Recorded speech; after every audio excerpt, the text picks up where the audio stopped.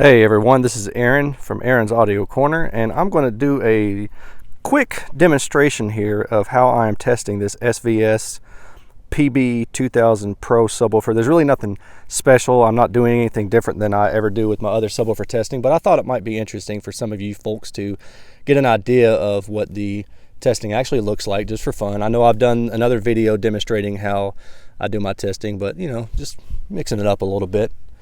So this is the subwoofer. The microphone is an Earthworks M23, and it is placed 2 meters from the subwoofer, and subwoofer is just sitting on some white poster board just so I don't scuff up the bottom of it or anything like that.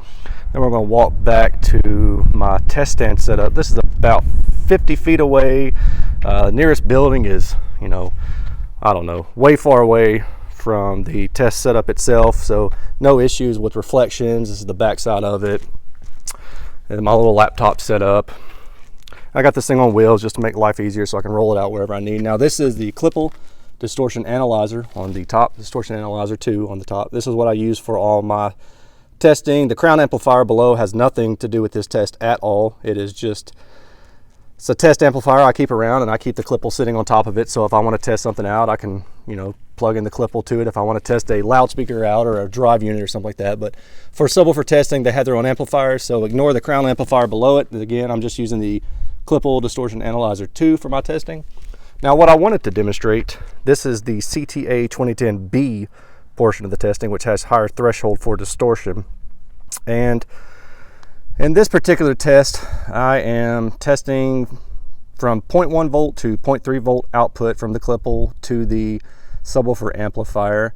And the reason I chose this range is just because that gives me a starting point and then it gives me a ending point. You can see at the top of this, the numbers are all pretty much the same. They're always 114 decibels. So what I've learned from this testing is that this amplifier is limiting the output at the higher input voltage. So that is to say that the distortion from the subwoofer, which I'm showing here, is still low. It has nothing to do with the maximum output in this, at least this portion of my testing. And if it did, what you would see was this green line would increase above one of these red lines. So these red lines are distortion thresholds for a particular frequency. And when these green lines kind of spike up above one of those distortion thresholds, the test portion says, okay, well, you've exceeded the threshold. Now I'm going to move on to the next frequency. And this is what you see in the table. So the next frequency would be, this is 50 hertz and 63, 80, etc. And that is per the CTA specification. But I think it's kind of worth noting that in this testing, I'm experiencing some mechanical noise at around 112, 113 dB, which lines up with the maximum output limited by the amplifier. And I thought I might just give an example. I don't know how well this is going to show up or be heard, I guess, from the microphone that I'm using attached to my phone, but it's worth a shot. So I'm going to go ahead and kick this back off. It's saying, do I want to continue? And I'm saying yes. And I want to send output yes. And what do I listen?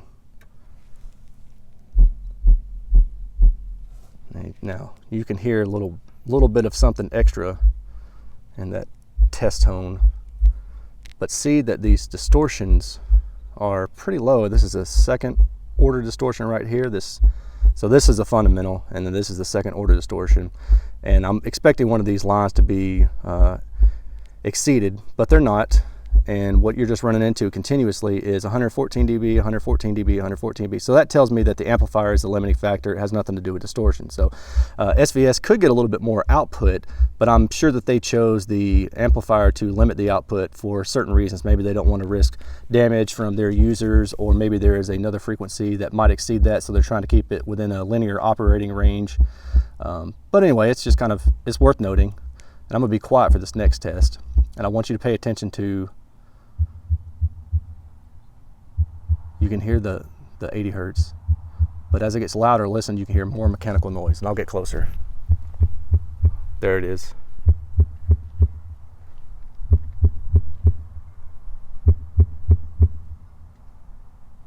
Now that mechanical noise doesn't sound like chuffing. And we're at 80 hertz, so I would assume that it's not chuffing.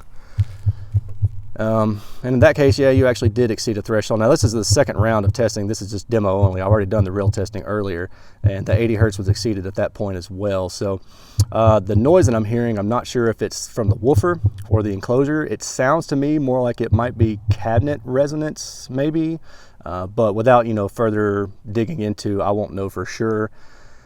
But honestly, at the output that it's giving me, it doesn't really matter because it's kind of at the peak of its output anyway. What I mean is the amplifier is limiting that output. When you get to that point, you're only going about a dB above that noise anyway. So realistically, I don't know if it's going to pop up anywhere, but that also may give more credence to why the amplifier is limiting. Maybe they determined that, hey, this is the maximum output from this speaker or this subwoofer that we can get without having that kind of mechanical noise, so we're just going to limit the amplifier to do that. So I don't know, there's a lot of different engineering reasons that go into things like this. I thought I might just give you a little bit of insight into this testing, what I do, some of the things that I'm listening for, and you know, as I'm going through this testing, I'm always taking notes on things that I hear, and then when I listen for them, you know, when I put them back in the room and stuff like that. So again, anyway, just a quick demo, and I hope you guys appreciate it and all that jazz. So I'm gonna turn this around. The camera's over here somewhere.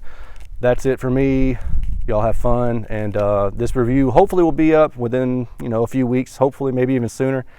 And yeah, I've got to crunch all the data. I've got to do much more demonstration or demos in my living room and do all that jazz. So like I said, quick video. You probably already turned off by now, but if you haven't, I appreciate you watching, and hopefully you got something, you know, useful out of it. You guys have a good weekend. I'll talk to y'all later. Bye.